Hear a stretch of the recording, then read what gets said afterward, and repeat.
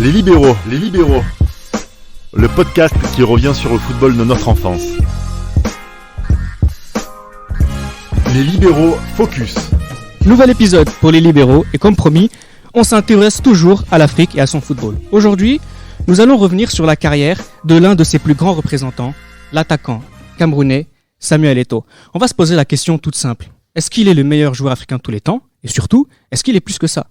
Et pour m'accompagner ici depuis l'Urban Soccer de Nanterre qui nous permet d'enregistrer dans des conditions extraordinaires, j'ai avec moi Raphaël. Salut les gars. Tate. Salut à tous et à toutes. Et monsieur le libéraux, pour vous accompagner aujourd'hui, on a un invité spécial, un scénariste de talent, un acteur de talent et un ami de l'équipe, Nabil Drissi. Bonsoir à tous. Ça nous fait vraiment très plaisir que tu sois avec nous. Tu es comme un ami, un grand frère pour nous et ça nous tenait à cœur que tu viennes participer à cette émission. Et je sais que tu as une attirance particulière pour le football africain et il fallait que tu sois avec nous pour cette émission. C'est gentil, merci beaucoup. Je suis content d'être avec vous ce soir. Alors juste, tu sais, l'émission ici, Les Libéraux, c'est le football de notre enfance. Je vais poser une question simple, Nabil, avant de rentrer sur la carrière de Nabil Eto'o. C'est quoi le football de ton enfance? De Nabil Eto'o. Ah, c'est un compliment. Ouais. Nabil Eto'o, j'adore. Et vous connaissez mal Samuel Drissi. Attaquant Samuel Drissi, fils. Attaquant à Argenteuil, très bon. Juste, c'est quoi le football de ton enfance pour toi? Ça te rappelle quoi? Quel joueur? Quelle compétition? Comme ça, Waddle. Je suis Marseillais, Waddle, ça va pas plaire à certains autour de la table, mais c'est Waddle, c'est Maradona, c'est en Tunisie, c'est des joueurs à l'Espérance de Tunis, c'est ça moi le football de ma jeunesse, c'est les duels Paris-Marseille avec des tacles à la gorge de Dimeco, voilà. T'aimes la violence, hein, Nabil Eto'o. Gascogne, j'ai oublié de le citer, bien sûr. Paul Gascogne pour ceux qui le connaissent. Voilà, ça c'est le football de mon enfance. Et ben le football de notre enfance à nous, en tout cas, pas forcément notre enfance, mais un joueur avec qu'on a vu grandir et qu'on a vu devenir un grand joueur. On le voit depuis la Coupe du Monde 90 carrément parce que Samuel Eto'o était à la Coupe du Monde 98. Samuel Eto'o, c'est 22 ans de carrière de 97 à 2019, c'est 705 matchs, c'est 349 buts. Je vais commencer par toi, Raphaël. Première question, est-ce qu'on a le droit de dire que c'est le meilleur joueur africain de tous les temps? On a le droit de le penser, effectivement, parce qu'il a tout remporté dans sa carrière, du moins de ce qu'il a pu faire. Les stats en témoignent, les trophées. Il a toujours marqué son empreinte partout où il est passé, donc forcément, oui, on peut facilement se poser cette question si c'est le meilleur joueur de l'histoire du continent. Tate, ça te pose pas de problème, toi qu'on dise que Eto'o est le meilleur africain de tous les temps? On peut le dire, on peut l'affirmer sans problème, et pour moi, il est meilleur attaquant de l'histoire africaine, le meilleur joueur de l'histoire africain et de très loin. Nabil, tu es d'accord? Il y a peut-être meilleur pour toi. Non, c'est pas ça, c'est par son parcours, c'est le meilleur. Faut pas oublier qu'il est arrivé, c'était un clandestin en Europe. Il est arrivé sans papier en France, il a dû retourner au pays et repartir. C'est ça. Par son parcours, par ce qu'il a vécu et subi, c'est pour moi l'un des plus grands joueurs africains. Voilà. Mais est-ce que c'est pas plus que ça aussi? Alors moi, j'ai tendance à penser que quand on dit que quelqu'un est le meilleur africain, ça nous dédouane de dire autre chose. Est-ce que c'est pas aussi... Est-ce qu'on a peur de dire que c'est le meilleur de sa génération, Samuel Eto'o? En fait, pour moi, dire c'est le meilleur au moins de l'histoire, c'est péjoratif dans le sens où voilà, l'histoire du football africain se résume à plusieurs décennies d'histoire. C'est très compliqué. Dans le foot, il y a plusieurs postes, etc. C'est dur de sortir un joueur parmi tant de joueurs talentueux. Mais Eto'o, c'était plus qu'un joueur. C'était une personnalité. C'était un émergent, on va dire, de cette philosophie outre que le sportif. Politique ou même il a commencé à c'est un homme d'affaires je veux dire il incarne plus qu'un simple joueur de football, donc à partir de là c'est sûr qu'il a marqué de son empreinte et il se détache des autres grands joueurs qui ont performé avant lui. Pour la question que tu posais, si c'est au-delà de l'Afrique, si c'est bien ce que tu as dit. Oui, pas forcément le meilleur de tous les temps, mais du moins de sa génération. Oui, sur la génération 80. Non.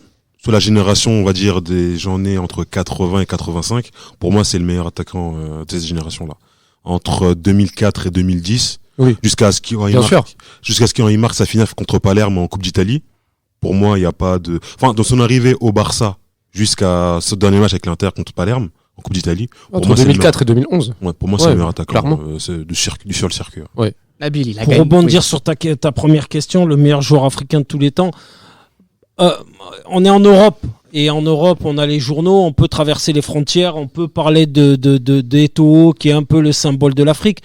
En Afrique on a le championnat égyptien qui est pour moi le meilleur championnat d'Afrique. On a Mohamed Aboutrika qui est un joueur extraordinaire. On en parlait tout à l'heure, les frères Hassan, le grand frère et meilleur buteur de tous les temps en Égypte et en Afrique. Ibrahim, et qui est le meilleur joueur de de tous les temps en Égypte. Donc c'est le meilleur joueur qui s'est exporté hors du continent africain. Effectivement, c'est le meilleur joueur. Après, il a révolutionné le poste d'attaquant africain en Europe, et aussi par les propos tenus, il n'a jamais eu la langue dans sa poche, il n'a jamais osé. Il a parlé. En fait, c'est un ensemble, Eto'o. C'est pas qu'un joueur de foot. C'est un ensemble. Eto'o, c'est un package entier. On peut pas prendre le joueur et laisser l'homme. Le bon et le mauvais. Voilà, ce qui fait sa carrière. Voilà, c'est comme grand nombre de grands joueurs en fait. Oui, mais lui, il a osé parler de racisme, il a osé parler de conditions du joueur africain en Europe. Oui. Il a demandé à ses frères de s'émanciper. C'est un mot qui revient souvent en Afrique, en politique, au sport. Lui, il s'est émancipé. Il est sorti de sa condition d'Africain pour devenir un joueur à part entière. Et avant d'entrer dans les détails, je vais quand même revenir sur la question que je vous ai posée tout à l'heure. Sur 10 ans, dites-moi un joueur, peut-être que je me trompe, parce que moi je vais vous dire, pour moi je pense que sur la décennie du moins 2001-2011, c'est le meilleur attaquant du monde. Et vous pouvez citer n'importe qui, même les grands joueurs, les Henry, les Shevchenko, les Raoul, peu importe.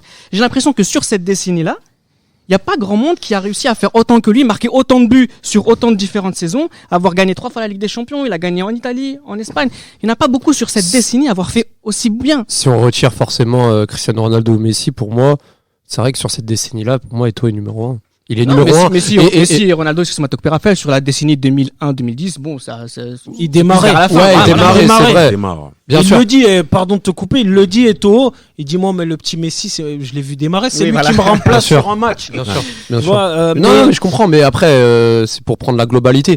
Mais Eto'o, c'était pas vraiment l'attaquant qui me portait le plus à cœur. Mais il faut reconnaître que, franchement, les autres n'ont pas fait tout ce qu'il a fait, en tout cas sur ces 10 années. C'est le plus régulier. Ouais.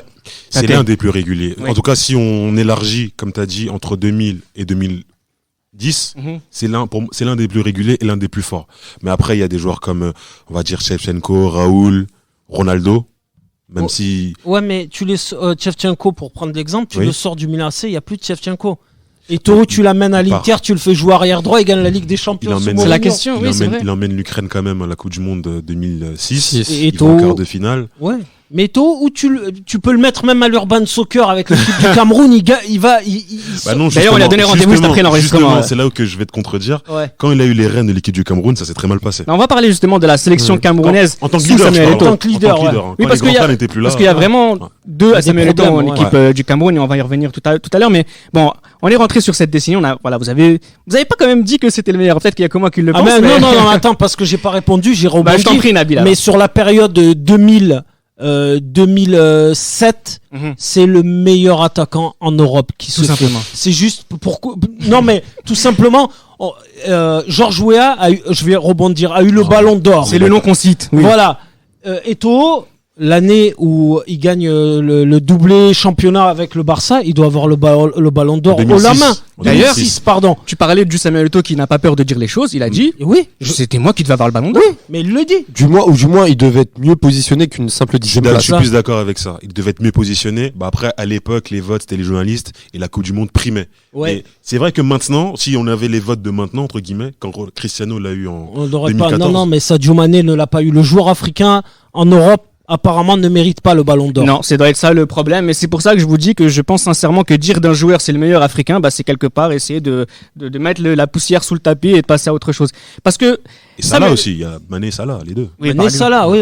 Samuel Eto'o, c'est aussi un joueur, alors on le connaît au Barça, on va en parler, à l'Inter où il revient et il gagne, mais c'est aussi l'éclosion à Majorque.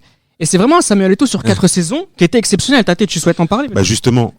On connaît le Samuel Eto'o au très très haut niveau avec l'Inter, avec le Barça, mais footballistiquement, le meilleur Eto'o, il est à Majorque. Il est extraordinaire. Parce que justement, il jouait attaquant, second attaquant. Il y avait l'Hollandais qui est venu du PSV Eindhoven, Arnold Burking qui arrivait, donc il s'adaptait par rapport aux coéquipiers qui venaient. Il a gagné là-bas. Et il a fait des matchs d'anthologie, on se rappelle, contre le Real. Roberto Carlos contre le Real qui le prête à Majorque. Faut savoir que c'est un Madrilène. Et qui prend 50% lors du transfert à Barça. Ça, les gens l'oublient. Et 52% pour les droits d'image du joueur. Exactement. Mais en plus, contre le Real Madrid, il en fait 2 coups sur coup. Il y a le 4-0 en coupe et le 5-1 en championnat. Mais tu vois ce qu'il fait à Roberto Carlos? C'est incroyable. Et le footballistiquement, le meilleur Eto'o, il a Majorque. Sur sa dernière saison aussi, il met un doublé au Real de Madrid. Ce Samuel Eto'o là, Nabil, c'est vraiment... Enfin, je sais pas, j'ai l'impression qu'on n'en parle pas suffisamment et qu'il fallait que les libéraux arrivent pour parler de Nabil Eto'o. Décidément, ça va pas sortir. Il faut savoir un truc, c'est que à 16-17 ans, au Cameroun, on ne parle pas de Samuel Eto'o, on parle de Thierry Modo. Thierry Modo qui joue à cette époque-là avec Eto'o à Majorque. Thierry Modo est actuellement entraîneur à Clichy des U11. Faut savoir ça. On parle pas de Samuel Eto'o, on parle de Thierry Modo, qui est capitaine des jeunes au Camerounais. On lui prédit une carrière de dingue en Europe. Sauf que Madrid, je ne sais pas pourquoi, prête Eto'o à Majorque. Et là, il y a l'éclosion du joueur, de l'homme aussi, parce qu'après avoir marqué contre Madrid, je crois qu'il se présente au micro et il tient des propos véhéments à l'encontre des Madrilènes en leur disant « Vous avez fait une grosse connerie de me prêter ». Mais dès 2003, il parle. Dès 2003. Dès 2003. Après la Coupe des Confédérations, il dit, on lui pose la question, citez-moi les 5 meilleurs attaquants du monde. Ouais. Il cite Henry, Shevchenko, Raoul, Mackay, je crois. Ouais. Et il dit, non, Van Nistelrooy. Et après, il dit, Samuel Eto'o parce qu'on n'est jamais mieux servi que par soi-même. Ouais. Dès 2003, il commence déjà Mais cet homme-là a réussi aussi par son franc-parler. Ouais. Il avait une confiance en lui. Mais après, quand t'as été, je pense, dans son parcours clandestin, que t'as subi le racisme, le mépris, bah, tu ne peux que éclore. Et ce mec-là a éclos à Majorque et est devenu le joueur qu'il a été grâce à ce passage qui lui a fait le plus grand bien. Hein. Majorque, pour lui, ça a été une renaissance. C'est un phénix, ce mec-là. Bien sûr, parce que il gagne la Coupe du Roi avec cette équipe-là. La première saison, il est 3e. Il joue avec des champions. Il joue la Coupe de. Après, entre-temps, il y a eu une saison difficile aussi. La deuxième, parce qu'il y a aussi la CAN. Ils ont failli descendre. 2001-2002. Ouais. C'est vrai qu'il s'est blessé très longuement. Bah, comme quoi, Majorque a beaucoup souffert sans lui aussi. Exactement. C'est quoi Eto'o de Majorque pour toi? Eto'o de Majorque, c'est première saison, c'est podium. C'est le podium en 2000. Grosse performance. Hein. C'est ça. Après, ils ont fini 3e, si je me trompe pas, en phase de poule. Ils perdent en 16e de finale. Je me rappelle plus. C'était Slovan Liberec. Je sais plus, mais bon, ils ont fait une bonne première saison, deuxième saison un peu poussive, 2002-2003 qui s'est soldée par une victoire en finale de Coupe du Roi contre Huesca. D'ailleurs, Eto'o, pour l'anecdote, qui avait quitté la sélection camerounaise pendant la Coupe des Confédérations pour pouvoir jouer la finale. Avec Pandiani. Et il revient pour Foué. Walter. Ouais, il revient au dernier match pour l'hommage à Foué. Riera aussi, Ibagaza. Exactement. Et 2003, super joueur Ibakaza. Et 2003-2004, si je me trompe pas, voilà, c'est 11e place, mais bon, on sentait que Eto'o, Majorque était devenu trop petit, est devenu trop petit pour Eto'o. C'était difficile de jouer l'Europe pour cette équipe quand même, ça. En plus du championnat. Tu peux le faire une fois, mais enchaîner les performances, c'est comme on dit au football, le plus dur c'est de confirmer.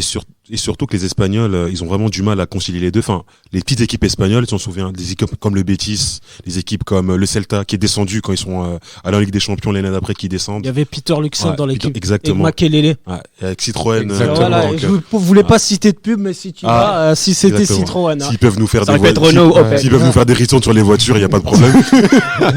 Non, et ils avaient vraiment, les Espagnols ont du mal les petites équipes espagnoles ont du mal à concilier les deux.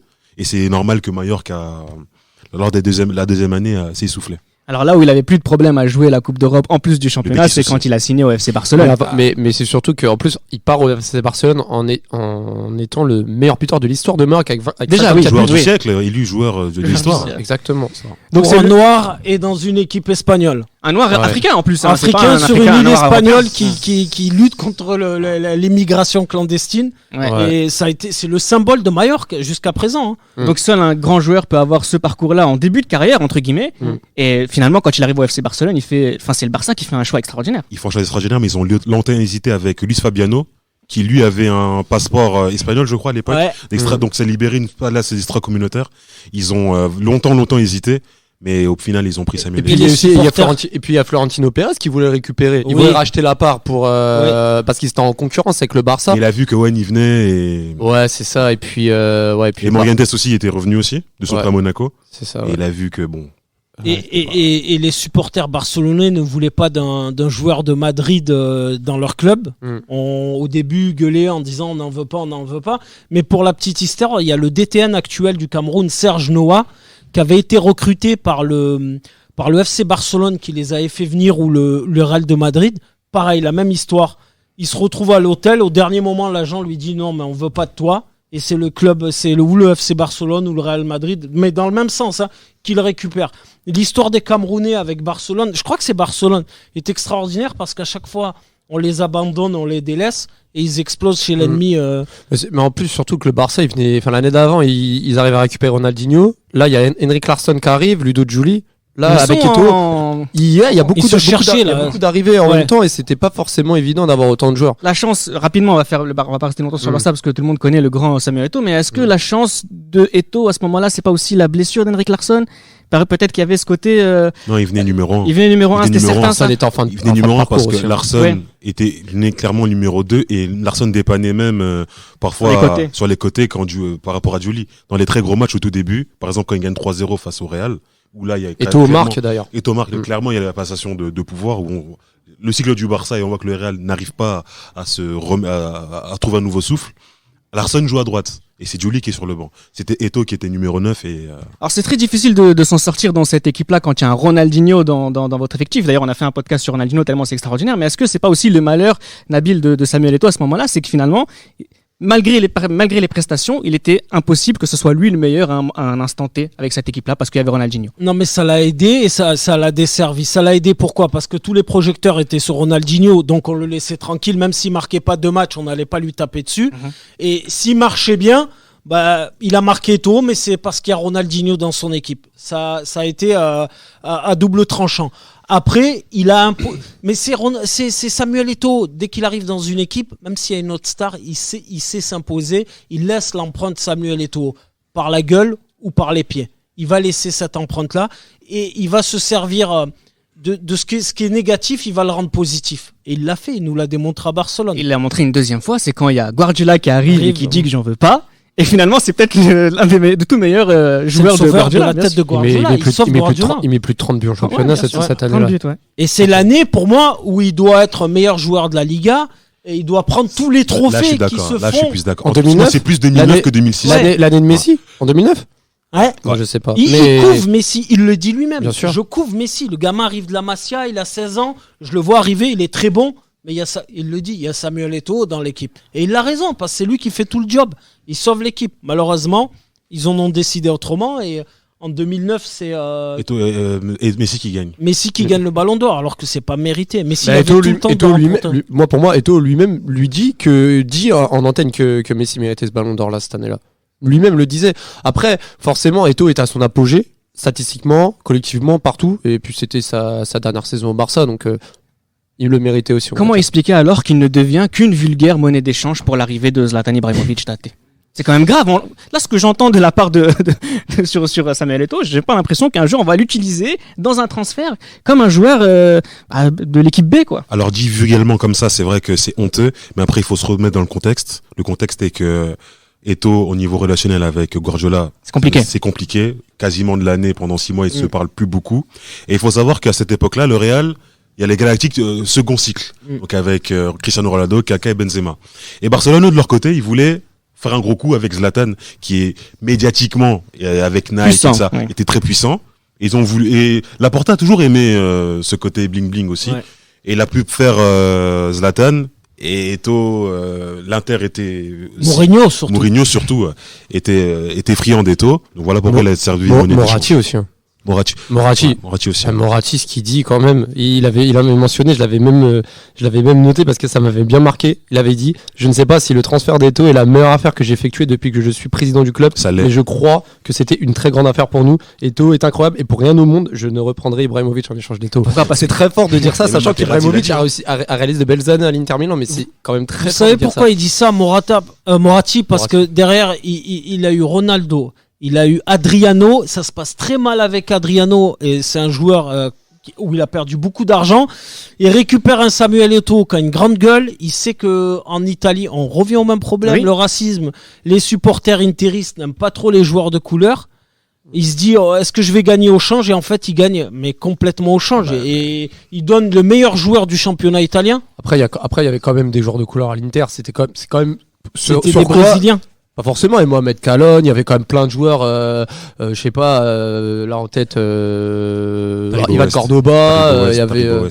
Ouais, voilà. Mais que des remplaçants, il n'y a aucun titulaire, aucun mec qui avait la gueule de Samuel Eto'o. Attends, tu récupères un Samuel Eto'o. mais oui, enfin je vois ce que tu veux dire, mais Maicon, c'est un Brésilien. Mais non, moi je te parle de mecs qui vont dire au président, je t'emmerde. Il y a personne pour le faire. Mais là tu parles pas de gueule, tu parles de gueule au sens figuré, quoi. Oui, d'accord, ok. Qui a de la gueule, un mec qui a de la gueule, d'accord, qui a pas honte de dire ce qu'il pense. Et Samuel Eto'o n'a pas honte de dire ce qu'il pense. Là où je pourrais rejoindre, excuse-moi Nabil de te couper, mais c'est pour te rejoindre, c'est qu'effectivement il a de la gueule.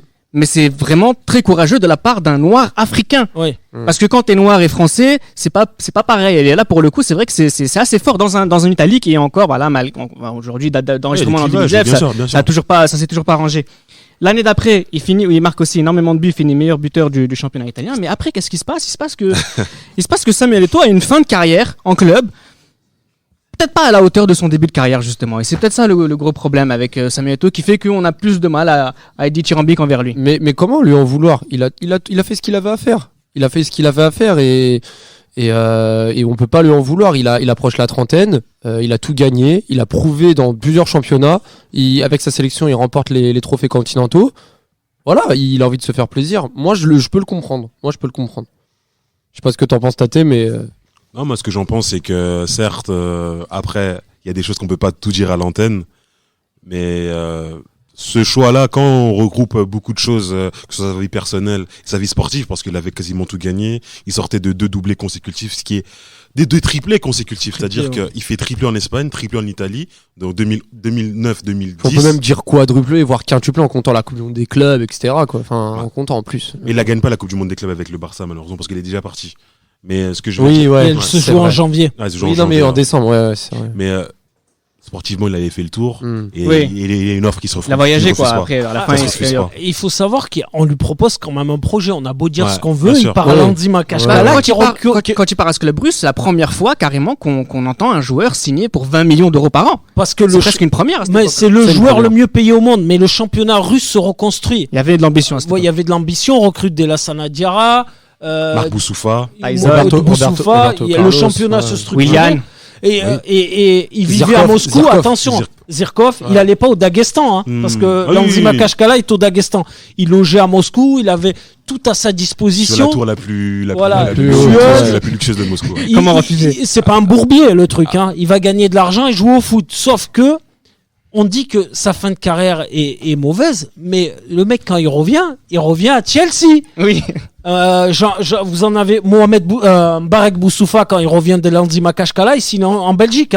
Il signe pas à Chelsea. Et Mehdi Carcella, pareil. Il revient, il joue au Sporting, au Benfica, mais il est remplaçant. Il termine en Belgique. Moi, ce qui me désole, c'est pas vraiment le choix qu'il a pris de partir en Russie. C'est quand il revient de Chelsea. Il revient dans un bon mood, mais après il va à Everton, il va à la Samp. Enfin, par la suite, ça s'est trop enchaîné pour moi. Non, mais après, tu peux faire une pige en Russie et revenir en Angleterre, moi je trouvais que c'était intéressant. Il a fait l'Europa League avec Anzi, il a fait une finale de Coupe de Russie, il a fait des choses, mais quand il revient, c'est là où ça commençait à se compliquer, on n'a pas trop compris sa démarche. Mais il était plus footballeur, il était businessman. Exactement. C'est ça. Il a créé sa fondation, il a commencé à investir dans son pays, et l'après-carrière a démarré après Landy Makashkala. Même pendant. On a vu. Mais il était encore sous l'égide du maillot camerounais avant la Coupe on a vu en long et large à travers la carrière de Samuel Eto'o en club, mais l'argument de ceux qui disent que en fait ça tient pas debout le fait que ce soit le meilleur de tous les temps africain, voire le meilleur de sa génération, c'est aussi parce qu'en sélection camerounaise c'est très compliqué. En sélection camerounaise on a 2 Samuel Eto'o, on a le jeune qui est champion olympique, qui va gagner 2 CAN d'affilée, etc. Et puis on a le plus âgé, le leader, et là c'est beaucoup plus compliqué. Il y a des pénaltys qu'il ne va pas tirer, il y a des pénaltys qu'il va rater. Ça a été le tournant pour moi. On va essayer quand même de prendre du temps parce qu'il est un peu plus long cet épisode. On va essayer mais quand même c'est assez important je sais pas Nabil si tu veux commencer, mais on a un Eto'o particulier du côté du Cameroun. C'est vraiment en dents de scie entre guillemets. Vous savez, foot et politique c'est souvent lié. Et en Cameroun, on ne parle pas foot sans parler de politique. Évidemment. il y avait Rigobertson qui était le président, moi j'appelle ça le président de la sélection camerounaise. Oui, c'est ça. Il a géré. Le jour où il a fallu élire un nouveau président, on a mis Eto'o. Sauf que le peuple le jalousait ou n'en voulait pas. Et à ce moment-là, ça a clashé. Il y a eu trop de problèmes, des histoires de primes qui n'étaient pas des histoires de primes, des histoires de jalousie. On allait voir l'entraîneur en disant s'il y a Eto'o, moi je joue pas. Il y a des clans qui se sont formés. Et tant qu'on joue au football, Samuel Eto'o, pour parler, je prends la Tunisie, qui est à peu près une des seules équipes africaines où au bureau fédéral qui gère le football, ça se tient à peu près bien. Samuel Eto'o aurait été la big star. Sauf que au Cameroun, tout le monde se tire dans les pattes, tout le monde veut le poste, la gamelle est tellement bonne, il y a de l'argent qui est versé par la CAF, par la FIFA, il y a tellement d'argent en jeu, et lui il n'en veut pas de cet argent. Il a offert des montres à ses coéquipiers, certains ont dit il veut nous acheter, on n'en veut pas, les problèmes avec Jean de Macoun. En Europe, on fait pas ça. En Europe, les joueurs ferment leur gueule, vont s'entraîner et la mettent en veilleuse. Au Cameroun, c'est à la maison, on fait des histoires, et voilà ce que ça a donné. Moi je pense que Eto'o, dans une sélection européenne ou autre que le Cameroun, ça aurait été autre chose que le Eto'o qu'on a eu pendant 10 ans. C'est une manière de, je dirais pas manipuler, mais aussi quand on veut s'approprier une sélection à son égard et faire des choses comme donner des dotations, des montres, montrer qu'on est le leader, mais pas que sur le terrain, mais aussi en dehors. Voilà, c'est des choses qui ont montré que Eto'o, je pense, a pris ce rôle un peu trop. Je suis d'accord, à cœur. Ouais, à cœur, et surtout comme si c'était une volonté vraiment personnelle de faire ça, alors que voilà, il a manqué de discernement et de collectif dans ses actes. Et puis moi, comme je le disais en off, moi je pense que l'épisode de 2005 et du penalty contre l'Égypte qu'il a pas tiré qualificatif pour la Coupe du Monde 2006 et qu'il a laissé à Pierre Ouomé, qui en a fait les frais par la suite. Est-ce que c'est pas Pierre Ouomé qui a eu le courage de le tirer? Eto'o qui dit lui-même que il voulait le tirer, mais c'est que Ouomé est venu à lui en lui disant ouais, moi je le sens, etc.